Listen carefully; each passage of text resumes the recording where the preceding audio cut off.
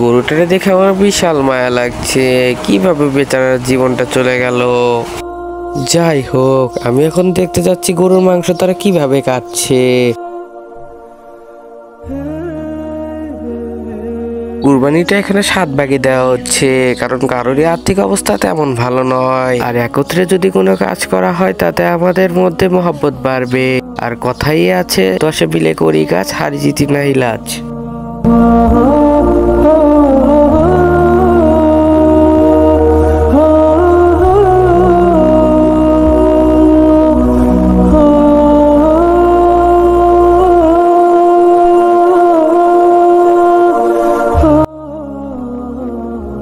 অপরদিকে আমাদের মজনু ভাই হাড্ডি অনেক ভালো কোবায়, তাই তাকে আমরা হাড্ডি মজনু বলে ডাকি।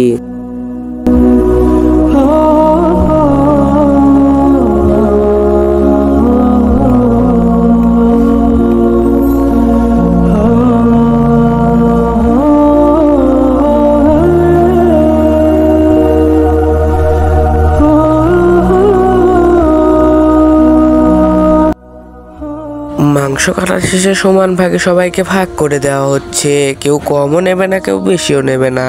কারণ আজকে যদি আমি 2 নাম্বারই করি তো আমাদের উপরে গেলে ওই 2 নাম্বারই সাজা পেতে হবে। সুতরাং আমাদের নবীজির আদর্শে আমাদের জীবনকে পরিচালনা করা উচিত, এতে আমাদের জীবন সাধন হবে। ভিডিওটা দিতে আমার অনেক দেরি হলো, কারণ আমি এর মধ্যে খুব ব্যস্ত ছিলাম, প্লাস আমার ফোনেও সমস্যা ছিল। যেহেতু ফোনে সমস্যা ছিল সেহেতু আমি ভিডিওটা সঠিক ক্রমে আপলোড দিতে পারিনি। তাই তোমাদের কাছে আমি আন্তরিকভাবে দুঃখিত, পারলে আমাকে ক্ষমা করে দিও। আর তোমরা চিন্তা করো না, সামনে তোমাদের জন্য খুব শীঘ্রই আসছে ডাকু, যা আমাদের চ্যানেলের সবচেয়ে বড় ভিডিও হতে চলেছে।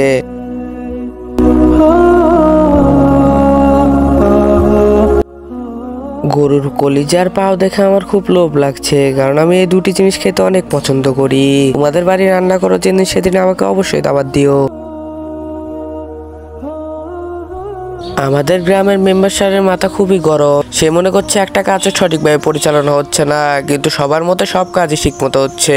সবাই অনেক কাজে ব্যস্ত, কিন্তু আমাদের এই কাকু পান চিবাতে ব্যস্ত। যা হোক, মিটারের সব মাপগুলো সঠিকভাবে নেওয়া হচ্ছে, কাউকে কমও দেওয়া হবে না, কাউকে বেশিও দেওয়া হবে না, সবাইকে সমান অনুসারে ভাগ করে দেওয়া হবে। এই গরমে সবাই গরমের জন্য অতিষ্ঠ, এত গরম কেন পড়েছে দেশে। সবচেয়ে বেশি মজা হয় যখন বন্ধুদের সাথে আড্ডা দেওয়া হয় গোস্ত কাটার উদ্দেশ্যে।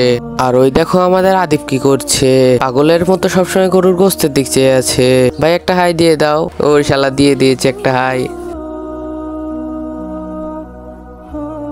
চলো আমরা জেনে আসি এই কুরবানিতে আদিবের অনুভূতি কেমন। আদিব না ভাই, কুরবানি দিতেছে অনুভূতি কেবা? অনুভূতি 0-0। কথা বিকেলে ঘুরে যা লাগবো। করছি সবাইকে হাম্বা মোবারক বলে।